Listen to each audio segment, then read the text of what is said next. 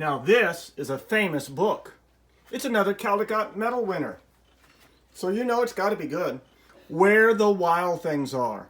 Story and pictures by Maurice Sendak. I bet your parents have read this one. It's from Fruitland Park Elementary. You know if you like it, you can ask for it. Winner of the Caldecott Medal for the most distinguished picture book of the year. Whoa! And there's some beautiful pictures. Where the Wild Things Are. Title page, Where the Wild Things Are. Story and pictures by Maurice Sendak. HarperCollins Publishers. You can run that back and you can try to say it with me. Remember, you're supposed to remember and say the title and author and illustrator with me. And since he did story and pictures, he's both author and illustrator. I'm excited. The night Max wore his wolf suit and made mischief of one kind and another. Oh, he's chasing the dog with a fork. His mother called him Wild Thing, and Max said, I'll eat you up. So he was sent to bed without eating anything. That's not a happy face. Shouldn't have talked to Mom like that. That very night in Max's room, a forest grew. Maybe he's imagining. Look at that face now. He's imagining. Wow. And grew.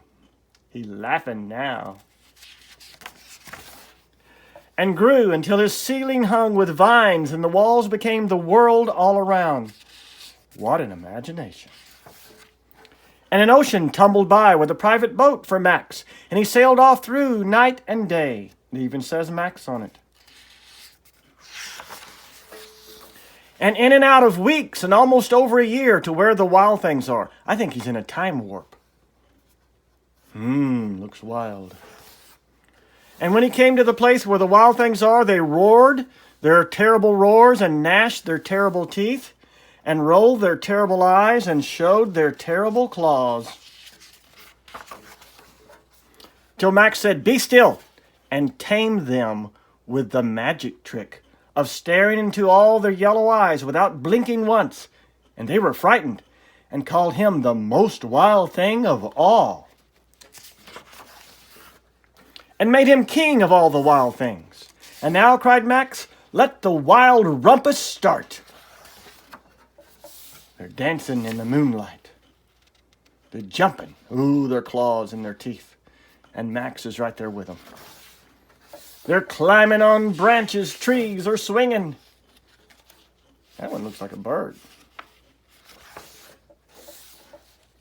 There's no words on this page. You see what they're doing? It's like a parade. And Max is riding. He's like the king. He's got a scepter. It's called a scepter. That's what kings hold on to when they're being kings. Now stop, Max said, and sent the wild things off to bed without their supper.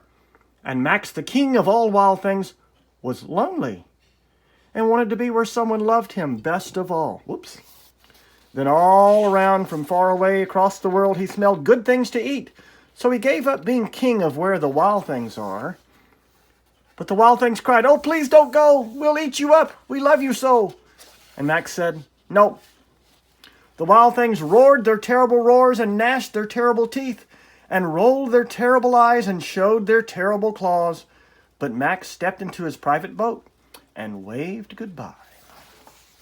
And sailed back over a year and in and out of weeks and through a day. Looks kind of brave, doesn't he? And into the night of his very own room where he found his supper waiting for him. Mom brought him something to eat. And it was still hot. And there's a picture. Have a good day.